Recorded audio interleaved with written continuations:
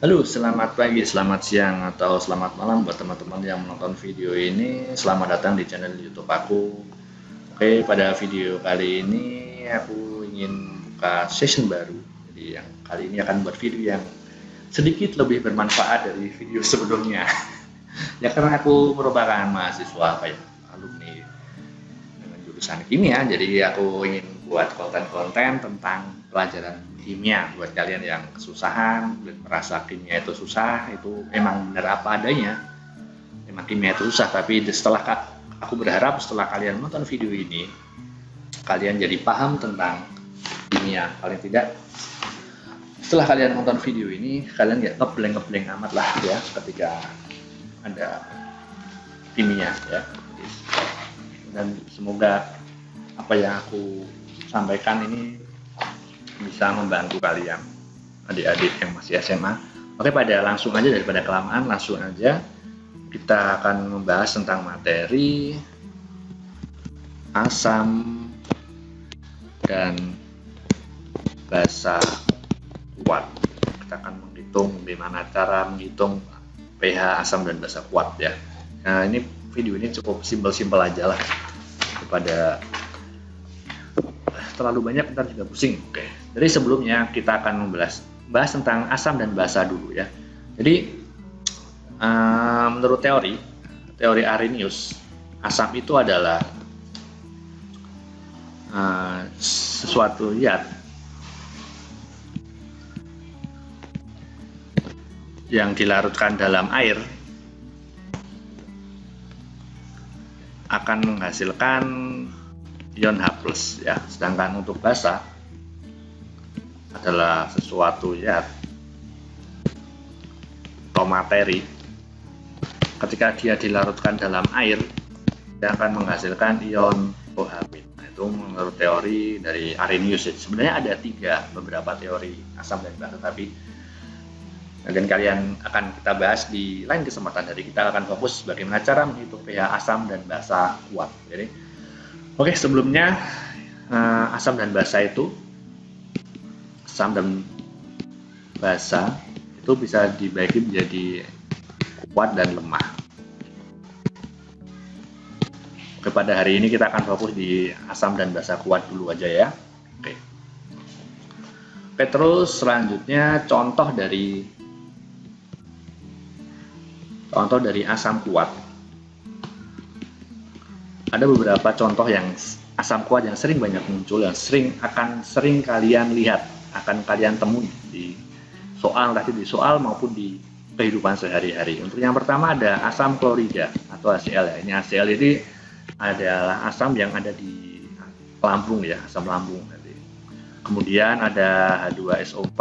Nah, ini biasanya adalah di aki. Terus ada HNO3, asam nitrat. Terus ada HBr atau asam bromida. Terus ada asam iodida. Itu 2, 3, 4, 5 ya. Asam sulfat, ada asam nitrat, ada asam HBr, asam bromida, asam iodida. Terus ada contohnya asam perklorat, HClO4. Nah, ini biasanya asam-asam kuat yang sering muncul. Jadi dihafalkan aja. Jadi kalau ada HCl, H2SO4, HNO3, HBr, HI, dan HClO4, berarti dia termasuk dengan asam kuat. Sedangkan untuk basa kuat, nah, contohnya itu ada natrium hidroksida, terus ada kalium hidroksida, KOH, terus ada barium hidroksida, BaOH2, terus ada kalsium hidroksida, CaOH 2 kali ya, dan beberapa lainnya. Jadi cukup dihafalkan aja. Ini ada natrium klorida, ada kalium hidroksida, natrium hidroksida, kalium hidroksida, barium hidroksida, dan kalsium hidroksida. Jika kita amati, jadi asam kuat dan basa. Kalau asam itu bisa, jadi ada hanya tadi kan suatu zat yang ketika dilarutkan dalam air menghasilkan H+, ya. Bisa kalian ada H-nya, H2, SO4, H. Nah, itu kan berarti dia asam ya. Nah, sedangkan basa itu suatu yang materi yang dilarutkan dalam air menghasilkan OH-. Di sini ada OH. Kalau ada OH kayak gini berarti dia basa. Tapi ingat jangan terkecoh jika ada CH3COOH. Meskipun dia ada OH-nya, nah itu dia bukan basa. Tapi ini adalah asam lemah. Oke. Sampai sini paham kan? Nah, itu tuh. Jadi langsung ke intinya aja, bagaimana cara menghitung asam, pH asam dan basa. Berarti menghitung pH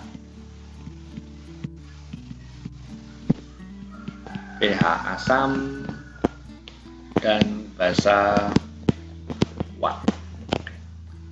Untuk menghitung asam kuat, pH asam kuat,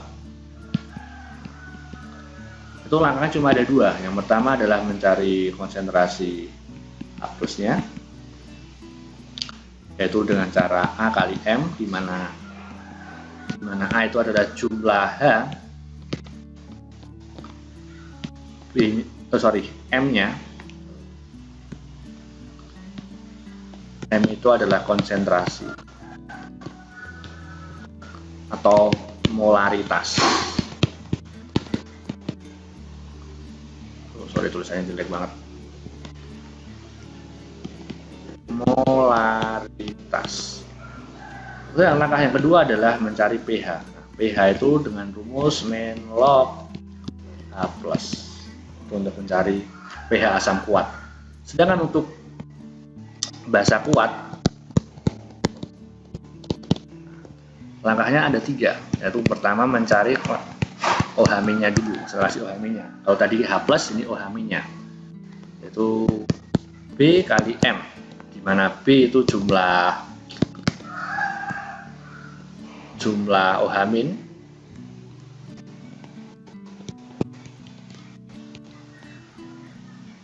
sedangkan M adalah molaritas. Langkah yang kedua adalah mencari pOH-nya. Kalau tadi pH, sekarang pOH. Rumusnya sama min log OH-. Kalau tadi pH min log H+, pOH min log OH-. Kemudian mencari pH-nya. Nah, ada tiga.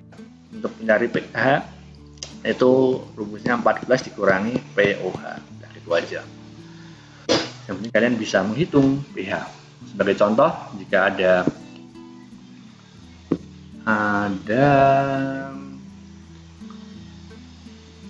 HNO3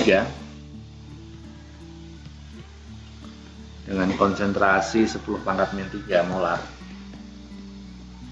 pH-nya berapa? Kalau kita ada HNO3, tadi kan HNO3 termasuk asam kuat, berarti langkah yang pertama kita mencari H+-nya. H+ sama dengan konsentrasi A kali M. A-nya jumlahannya, karena HNO3 hanya ada berapa? Ada 1, berarti 1, tulis 1. M, molaritasnya ada ini, 10⁻³, berarti 10⁻³. Kemudian langkah selanjutnya adalah mencari pH. pH adalah min log H+. Nah, min log 10⁻³. Nah, bagaimana cara menghitungnya? Jadi tiganya, kalau ada min log 10⁻³ kayak gini, karena log 10 itu berubah 1 ya. Yang ini kan kita pernah belajar logaritma, jadi secara gampangannya nanti angka 3-nya ini turun ke bawah. Min 3-nya turun ke bawah karena 3 min berarti dia plus, jadi 3. Itu aja. Karena log 10 kan 1, ini aja secara gampangnya min log 10⁻³ ini sama dengan 3. Nah, itu untuk yang HNO3. Sedangkan untuk contoh yang basa, jika ada NaOH 10⁻⁻1 molar, itu pH-nya berapa? Itu udah langkahnya sama, berarti kita nyari OH-nya dulu. B kali M ya. B itu jumlah OH-nya. OH-nya di sini ada berapa? OH-nya cuma ada 1, berarti 1. M-nya molaritasnya ada 10⁻⁻1. 10⁻⁻1 ya. Kemudian nyari pOH. Min log dari OH-. min log dari 10 pangkat min 1 ya. Tadi 10 min log 10 pangkat min 1, jadi satunya turun ke bawah, jadi menjadi 1 ini ya. 1. Ini belum selesai, tadi yang ditanyakan pH ya, ini baru pOH-nya. Berarti pH-nya sama dengan 14 kurangi pOH. Sama dengan, berarti 14 dikurangi 1. Sama dengan 13. Oke, gampang kan? Kalian sudah bisa kan?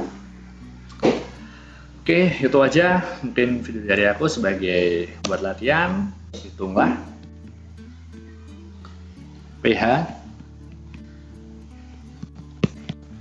Hitung pH dari H2SO4 0,05 molar ya. pH-nya berapa? Silahkan komen, dijawab di kolom komentar. Itu aja dari aku. Thank you for watching this video. Bye bye.